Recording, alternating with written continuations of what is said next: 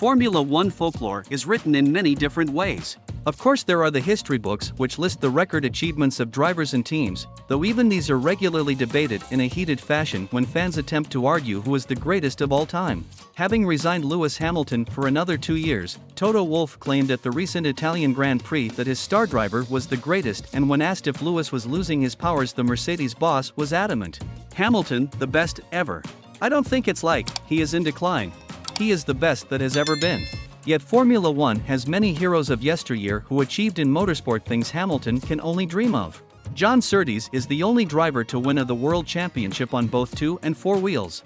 Graham Hill is the only driver to ever complete the motorsport Triple Crown, winning the Indy 500, Le Mans and the F1 driver's title. Michael Schumacher was to raise the bar in terms of F1 dominance, becoming the first driver to win 7 world championships, and his time at Ferrari is legendary amongst the tifosi. Hamilton didn't build anything. The German driver has been lauded many times for building Ferrari from the also-ran team who had won little for almost 2 decades into the dominant force they were around the turn of the millennium. Lewis Hamilton, who has matched Schumacher's record of titles, has also been acclaimed for building Mercedes into the record 8 consecutive constructor champions.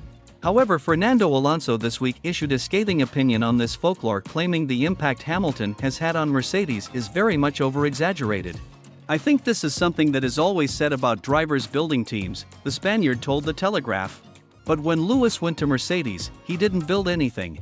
It was just a change in regulations that built everything for him. Hamilton, Alonso bad blood. Of course, Fernando and Lewis were teammates at McLaren in the British driver's rookie F1 season. Alonso was the reigning double world champion at the time, but the season didn't pan out the way McLaren had hoped. The Woking-based team were racked with infighting between both sides of the garage, and Hamilton fanned the flames in Hungary when he blocked Alonso during qualifying.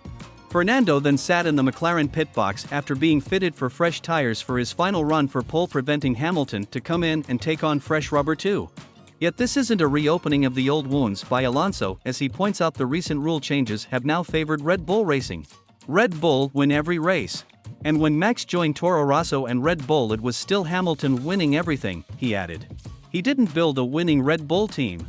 In 2021 it was very close between them, Verstappen and Hamilton, and now with the change in regulations last year, Red Bull win every race so far this season, Fernando observed.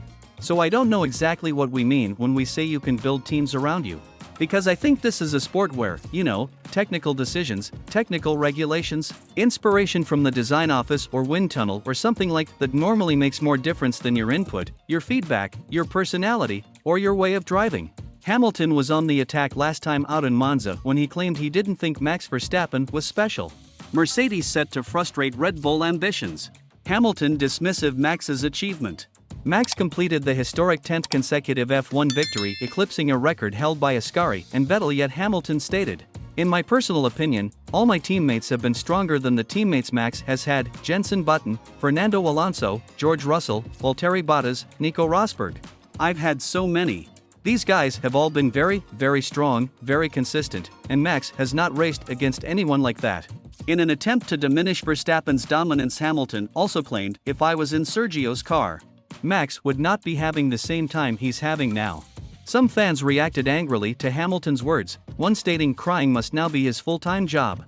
Another supported Hamilton's right to his opinion but said, "Don't be surprised if you get booed." Hamilton grumpy after poor Monza. Alonso, like Verstappen, is dominating his teammate to the point of embarrassment. Had Lance Stroll scored a similar percentage of points to Fernando that the second Mercedes and Ferrari drivers have achieved, Aston Martin would be second in the constructors' race. Yet the Spaniard has been supportive of his teammate despite his obvious failings. Hamilton has regained some of his lost form this year, as in 2022 he was beaten easily by his new teammate. Yet despite signing a 2-year new contract with Mercedes, Lewis' demeanor in Monza was not one who was happy with the result of the prolonged negotiations. He was out of sorts throughout the weekend, losing out in practice, qualifying and the race to Russell, though he later revealed he had gone the wrong way on setup during the Friday sessions and so was playing catch-up for the rest of the weekend. Hamilton and Mercedes may be under pressure again this weekend, as the resurgent Ferrari are hoping to close down the gap in the constructors' title race. Aston Martin too may return to form in Singapore given the twisty nature of the circuit layout, and so points will not be easy to come by for the Mercedes pair.